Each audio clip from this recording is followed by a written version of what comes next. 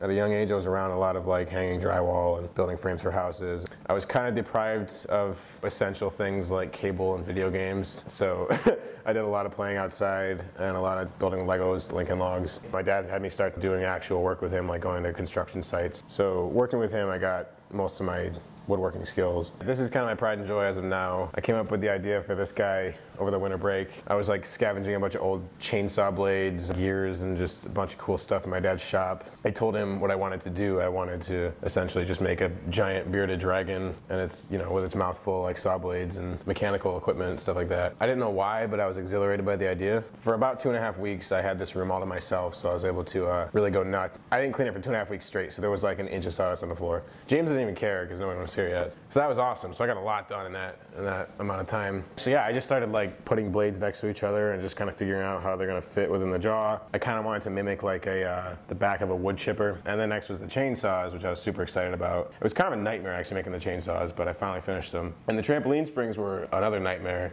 4 or 5 different times the springs shot up, one stuck in the ceiling, one almost hit a freshman that was working in here, and cleared out the room pretty quick after they saw like springs were flying around. They're high tension, so they go pretty far. I think that this work has a lot of potential. I'm hoping that the way I install it for our senior show showcases my conceptual skills and my physical skills, like my actual handiwork with the tools and everything, because I'd like to eventually maybe get into set designing, because I feel like I'd enjoy that. I want to keep working in this style. It's satisfying, it's visceral, it tires me out, which is nice. I can sleep at night. I feel like I've done something after I work on it. And I might eventually, as much as collaborating is hard because you really have to trust the other person, I feel like if I was working collaborative with like a couple other artists or set designers, that I could really get into it.